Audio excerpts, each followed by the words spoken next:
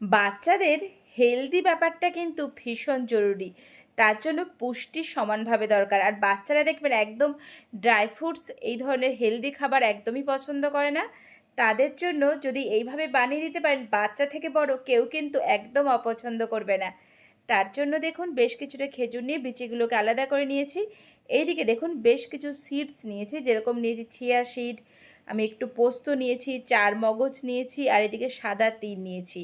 দেখুন সমস্ত কিছু নিয়ে নিয়েছি। এরপর নিয়েছি কাজু, কিশমিশ, আর নিয়েছি আখরোট, তার সাথে নিয়েছি বেশ কিছুটা আমন্ড, একদম কুচি কুচি করে ছোট ছোট করে কেটে নেবেন।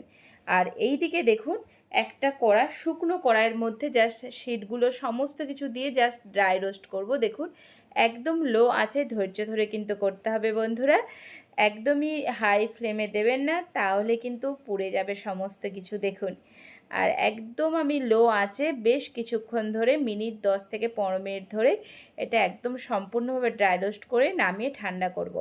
আর এই দিকে দেখুন খেজুরগুলো একটা মিক্সির জারে নিয়ে তাতে বেশ কিছুটা এলাচ দিলাম, আর একটু জল দিয়ে মিহি পেস্ট করে নেব। এলাচ দিলে কিন্তু ভীষণ ভালো একটা ফ্লেভার আসে। আর দেখুন এইদিকে দেখুন সমস্ত কিছু অলরেডি ড্রাই রোস্ট করা চলছে আমার। এর সাথে আরও কিছু আমি কালারিং যে ড্রাই ফ্রুটসগুলো হয়, মিক্সড ড্রাই ফ্রুটস সিড সহ যেগুলো পাওয়া যায় সেগুলো অ্যাড করে দিলাম। আর তার সাথে দেখুন রেড বেরি কতগুলো ছিল সেইগুলো আমি অ্যাড করে দিয়েছি।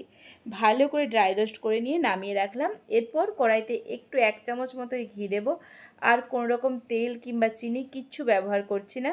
খেজুরের পেস্টটা দিয়ে দিলাম। দেখুন বন্ধুরা খেজুরের পেস্টটা দিয়ে ভালো করে নাড়াচাড়া করুন, মিডিয়াম টু হাই ফ্লেমে নাড়াচাড়া করবেন। যখন দেখবেন ঠিক এই রকম টাইপের একটা টেক্সচার আসবে, তখন বুঝবেন যে আমার খেজুরটা কিন্তু একদম রেডি হয়ে গেছে। দেখুন বন্ধুরা কড়াতে একদমই লাগছে না, দেখেছেন কড়া থেকে উঠে চলে আসছে। তখন সমস্ত ড্রাই ফ্রুটসগুলো দিয়ে ভালো করে মিক্সড করে নিতে হবে। দেখেছেন বন্ধুরা ঠিক এইভাবে বানাবেন।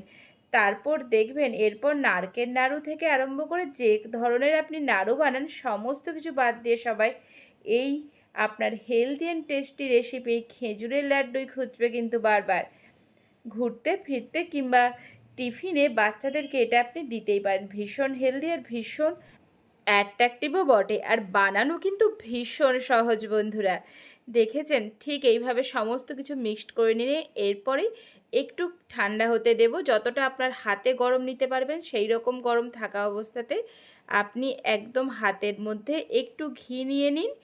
ঘি নিয়ে লাড্ডুর আকারে শেপ দিন, যেই রকম খাবেন সেই রকম লাড্ডু, যেরকম বড় বানাবেন সেই রকম বড়, যদি ছোট বানাতে চান তাহলে ছোট হিসেবেই শেপ দেবেন।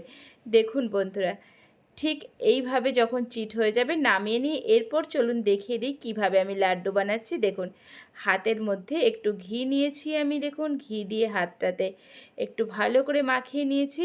এরপর দেখুন একটু একটু করে নিয়ে আমি এই রকম শেপ দিলাম লাড্ডুর। দেখুন বন্ধুরা ঠিক এইভাবে বানিয়ে নেবেন। দেখেছেন কি দেখে লোভ লাগছে তো?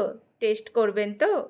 তার জন্য বানিয়ে নিন বাড়িতে, যে সমস্ত ড্রাই ফ্রুটস থাকবে সমস্ত কিছু দিয়ে বানিয়ে নিন, ভীষণ ভালো খেতে লাগে। আর আপনি এটা স্টোর করে রাখতে পারেন 1 থেকে 2 মাস অনায়াসেই ফ্রিজে স্টোর করে রাখতে পারবেন, কিচ্ছু হবে না। যখন খুশি যাদের ডায়েটিংয়ে যারা থাকবেন তাদের যদি মিষ্টির ক্রেভিংস হয় সেক্ষেত্রে কিন্তু এই লাড্ডু খেতেই পারেন। এতে কিন্তু কোনো রকম অ্যাডেড সুগার কোনো কিচ্ছু নেই, এক্সট্রা ক্যালোরি কোনো কিছু নেই। সবার জন্য একদম সেরা সেরা একটা রেসিপি দিলাম। অবশ্যই বানিয়ে দেখুন, ভালো থাকবেন, সুস্থ থাকবেন, আবার দেখা হবে। টাটা।